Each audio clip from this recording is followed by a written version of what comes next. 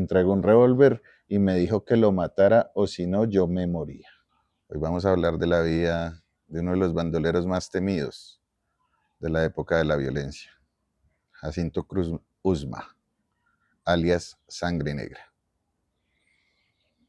Sangre Negra nació un 1 de julio de 1932 en Santa Isabel, Tolima, en el seno de una familia humilde campesina de índole liberal.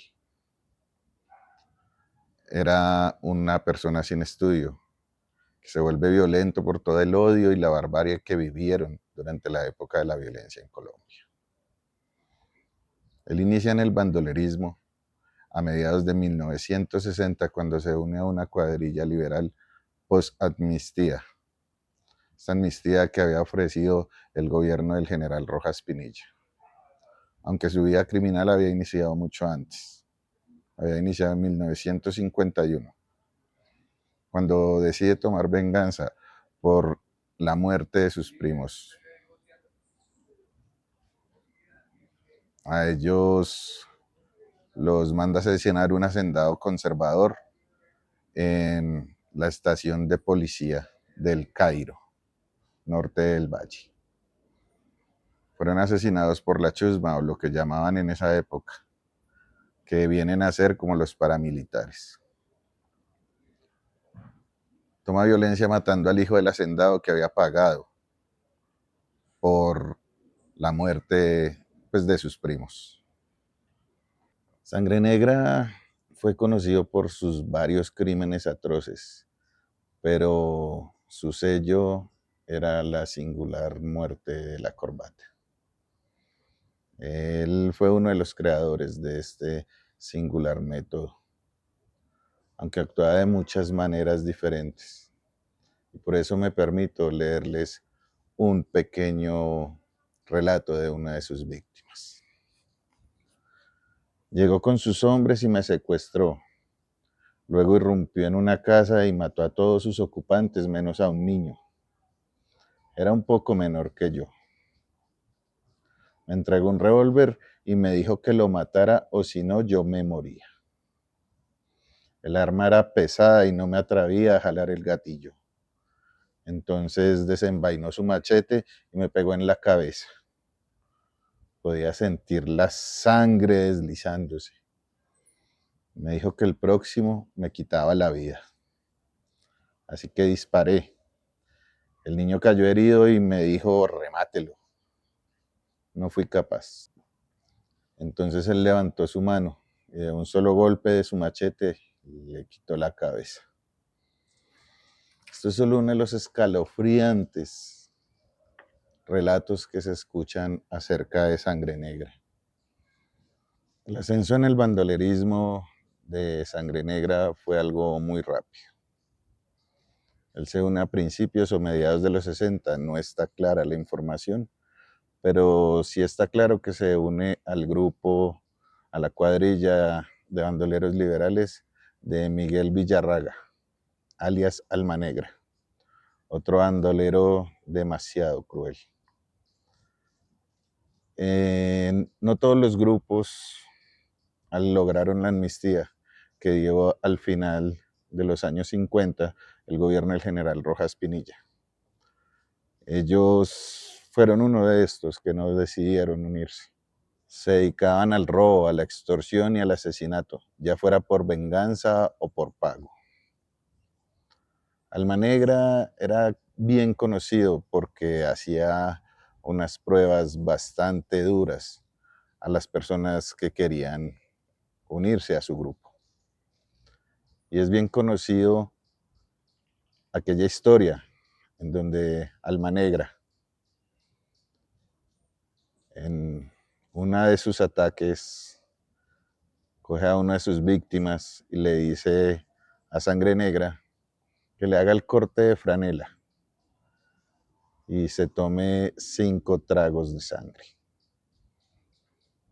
Después de esto, Sangre Negra lo hace sin siquiera pestañear. Razón por la cual Sangre Negra se convierte en uno de los bandoleros más temidos. Al morir su jefe, Alma Negra, Él queda como jefe de la cuadrilla.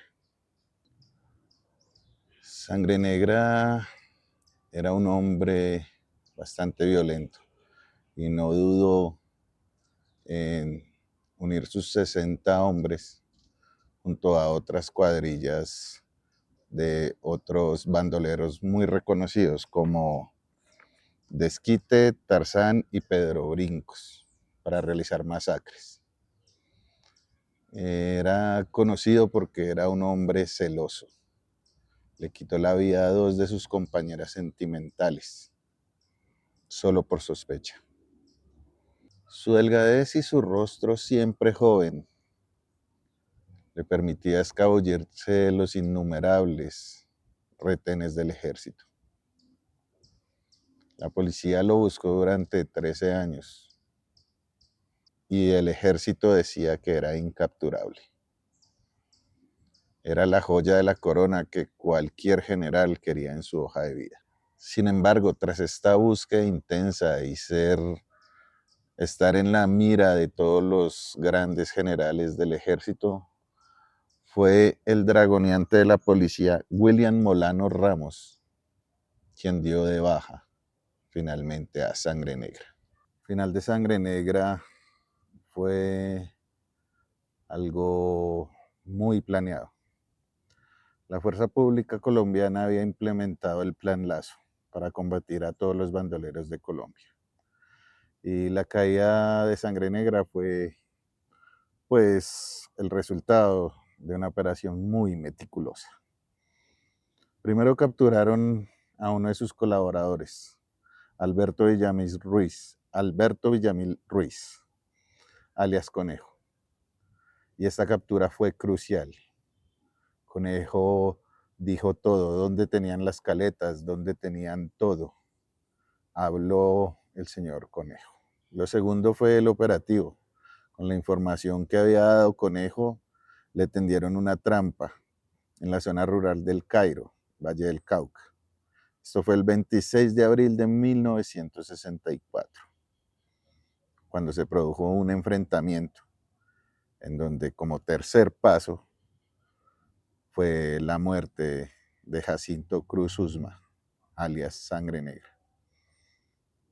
Aunque él intentó huir y confundirse entre la multitud, un suboficial de la policía, el dragoneante William Molano Ramos, fue quien lo reconoció y le dio de baja, aunque después de eso fue neutralizado por muchos más ataques del ejército. Hay un libro que se llama La hora de los traidores, de Pedro Claver Telles. Dice en este libro que el recorrido criminal de Sangre Negra terminó a las 3 de la tarde del domingo 26 de abril de 1964. Y en la parte en donde dicen cómo lo encontraba, dice: yacía boca abajo, con las piernas y los brazos estirados rígidos. El cuerpo presentaba varios impactos y los perros que lo habían derrumbado mientras huía le habían destrozado las pantorrillas, los muslos y lo habían castrado. Tras su muerte, el cuerpo de Sangre Negra fue trasladado a Cartago, a Cali y a Ibagué. Más de 50.000 personas vieron a Sangre Negra.